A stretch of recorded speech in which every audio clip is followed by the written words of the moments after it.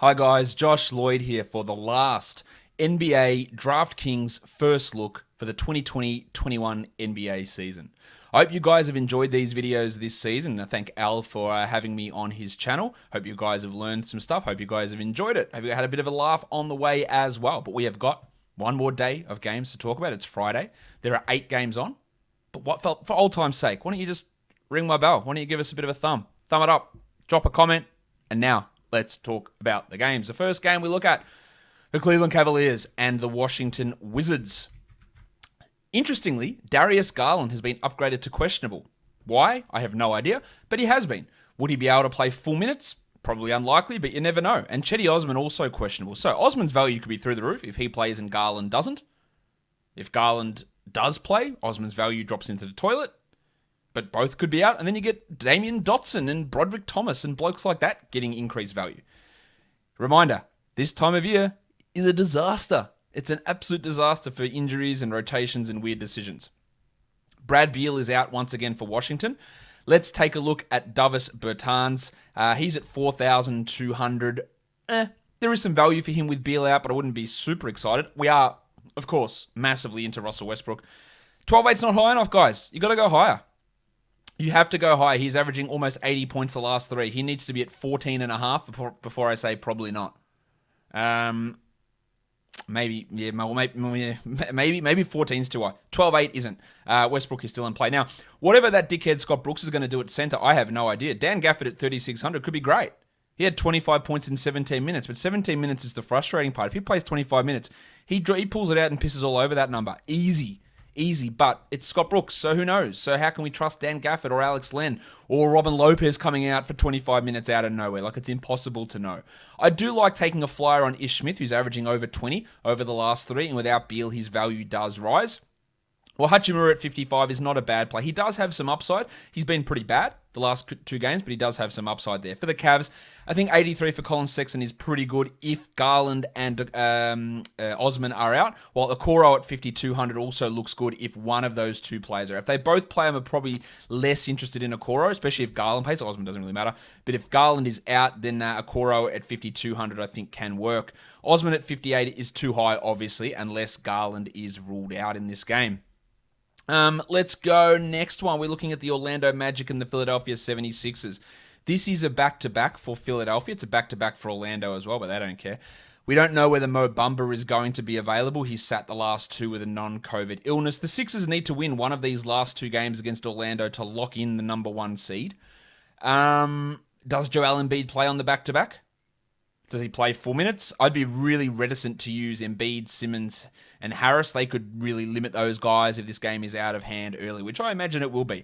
I think RJ Hampton at 5,800, though, looks okay. He's been relatively solid around that mid to high 20s in production most nights, while Cole Anthony at 68 is too high, given the way that Steve Clifford is limiting his minutes for some reason. Wendell Carter's at 61. No real interest in that, especially if Bumba plays. Absolutely zero interest in that if Bumba plays. And an Embiid matchup, if that is what eventuates, is tough to stomach. 52 for Dwayne Bacon feels too high, while Mo Wagner's up at 59. Now, he shit the bed on Thursday. He can be much better than this, obviously, but it's very hard to trust Mo Wagner at that level of salary. I'd rather take a flyer on Iggy Brasdakis at 3,800, who will be the backup and sometimes play more minutes than Mo Wagner in that position. But just an absolute disaster of a game that one could be, which is not ideal.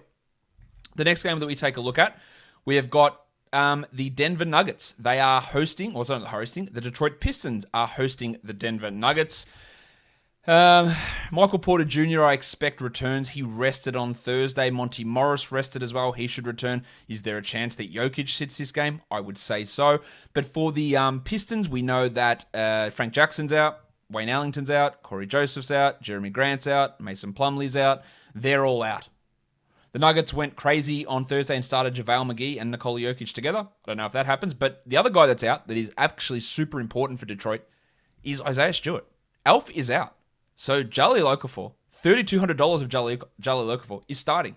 And that is absolutely it's almost the guarantee play of the day. I like Saban Lee at 4,000. Love it. Tyler Cook at 3,300. I think there's value. He's going to have to play center minutes. Love it. JaMychal Green at 36. There's some upside there because I don't think Paul Millsap plays on the back-to-back. Killian Hayes at 58. This dude's dropping 30 a night at the moment. I love it. Really good opportunity for him. Well, Campazzo's at 57, and I do think that is a pretty strong cash floor option. The depressed penis Sadiq Bey is up and down, and at 68, he's probably a little bit too high for me, to be honest. While if we do have a scenario where Jokic is out and Porter plays, 8,700 maybe isn't that high, and then Aaron Gordon at 54 would get a little bit more ball handling going too, which helps Gordon's game. But this, again, like every game on the slate, has the potential to be an absolute shit show. If we want to talk shit shows, how about this one? The best team in the NBA versus the worst team in the NBA. The Utah Jazz up against the Oklahoma City Thunder. And to further complicate matters, Mike Conley has been upgraded to questionable. Don Mitchell still out, of course. Lou Dort is out for the Thunder. Teo Maledon returns while Ty Jerome is questionable. I have no idea. Does Kenrich Williams start? Does he play at all? Who knows? He's been in and out of the rotation. Last game he started at point guard, but with Maledon back, it's unlikely that Kenrich starts at point guard, obviously. But could he start in place of Lou Dort? Do they go with the Roby, Pokusevski, Baisley 2-3-4 combo? Yeah, maybe. I think we look at Poku as an upside GPP play at 4,200, but he hasn't been producing anywhere near that level. We'd love Gobert at 8,200, but how much does he actually play? I think 4,800 for Moses Brown makes a little bit of sense. He's playing more minutes. He's producing well. He had 37 the last time he played against the Jazz. There's something there. While Kenrich Williams, again, it's risky because he might not play at all.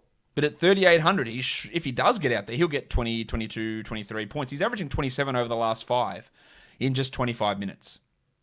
Bogdanovic is a bit of a risky proposition in a game where rests could be absolutely all over the shop, while Conley at 73 is a strong no-go, and Clarkson at 78, again, in a resty sort of game. I think that's too high to be spending on Clarkson, especially if Conley does play. If you're getting the idea from this slate, guys, it's one to avoid or one to wait till really close to lineups because there is going to be... Look, even today, we saw it with the Raptors and Boucher. Boucher's out. Nah, just kidding, he's questionable. Nah, just kidding again, he's playing. Nah, just kidding, he's not actually playing. And expect way more of that bullshit, which is going to screw your lineups up. I'm just trying to be honest here. The Clippers and the Rockets is the next game. What are the odds that Paul George and Kawhi Leonard play? They'd have to be real small. Absolutely tiny that they play in this game, but it does appear that Serge Ibaka will return. Now, he's going to be on limited minutes if he does, but he could. For the Rockets, Kevin Porter is out, Christian Wood is out, Avery Bradley is out, and everyone else is out. So you're going to get opportunities again for Armani Brooks. Big opportunity for Brooksy at 48. Cameron Oliver at 32. I liked what Oliver's been doing of late, been putting up some really, really solid numbers. He's at 3,200.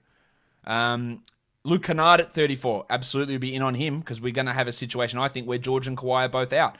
Terrence Mann at 3,900. That could be a really strong option for us, again, given those absences. Kenyon Martin's up to 7,000. Not high enough, mate. Let's go higher. Love Kenyon Martin at that spot. And Kyrie Thomas was pretty poor in their last game, but still had 26 DraftKings points. And at 5,800, I will take that every day of the week. And he is going to get every opportunity to run wild in this one.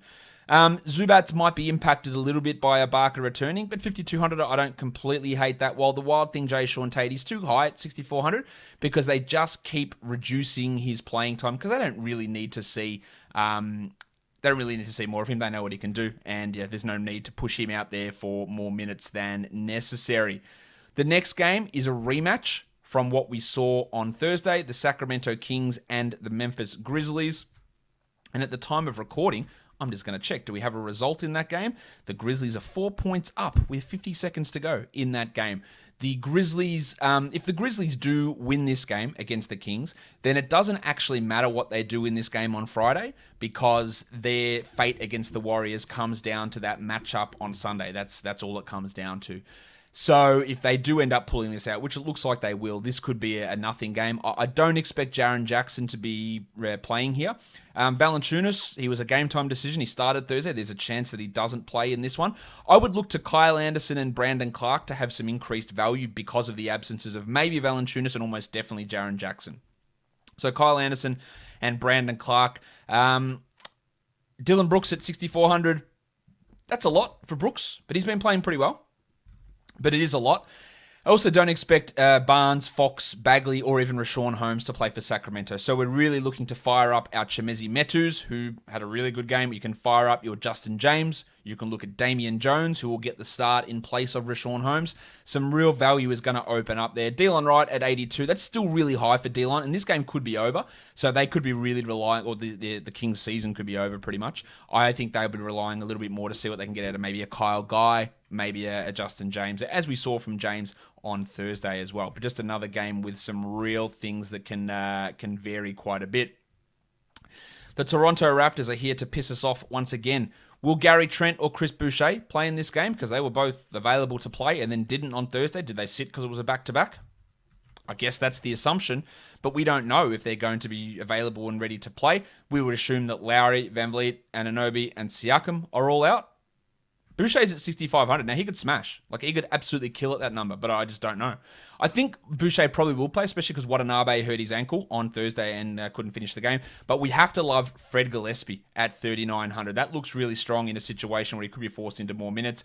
Doncic is at 10,800. I think that's a pretty good option for Doncic. Even if he only plays 29 minutes, he can beat that. And I still like Jalen Harris at 4,100, even if Gary Trent does return. Trent is at 6,300. He's not really that interesting to me outside of a flyer. Well, 86 is too high for Porzingis, and 6,000 is probably also too high for Malachi Flynn, to be fair. I do like Dwight Powell. He's at 4,200. I imagine that Powell does start again next to Porzingis, and he played really well in that role in the last game. Well, Timmy Hardaway's at 6,000, and we love what Tim's doing. He's putting up big numbers. At some point, the bubble's going to burst, so that's why I'd be a little bit cautious, especially at an elevated salary, of using Tim Hardaway. And then the last game of the night is the New Orleans Pelicans and the Golden State Warriors. This one, Steph, Draymond and Andrew Wiggins actually Steph and Draymond did not practice and Wiggins was limited with a knee problem. And if, as expected, the Grizzlies go on to win that game against the Kings, and I'm just waiting to see that, well, there you go. The Grizzlies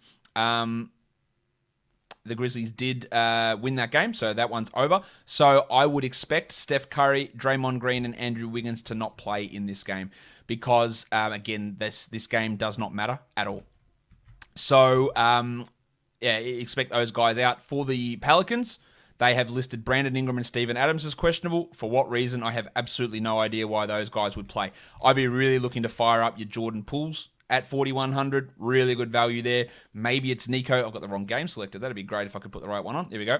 Maybe your Nico Mannions in that situation. I think Kent Bazemore looks good. Jordan Bell's going to play. You could have a look at him. Nickeil Alexander-Walker at 64 is probably a little bit too high. Love Juan Toscano Anderson at 5,000. I expect him to start and Eric Paschall to be off the bench.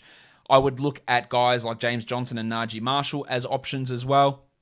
And even Kyra Lewis at 3,500. I hope they give him good minutes, but I don't trust it. But this is an absolute dead rubber game where I do not see any point in Steph, Draymond, Wiggins, Adams, Ingram playing.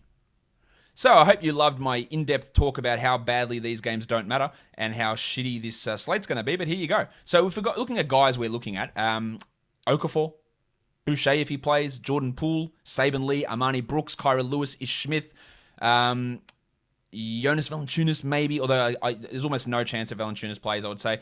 Jokic, I think there's a big chance to rest. Josh Jackson, Killian Hayes, Russell Westbrook, Kyrie Thomas, maybe Rudy Gobert, but it is an absolute shit show, and there are going to be so many players ruled out. Guys, thank you again for joining me all season here on Al's channel. It's been great. I hope you've enjoyed it. Don't forget on the way out, thumb it up, hit the notification bell, subscribe, and find my channel in the title description as well. Josh Lloyd Fantasy Basketball. Guys, we are done here. Thank you so much for watching, everyone. See ya.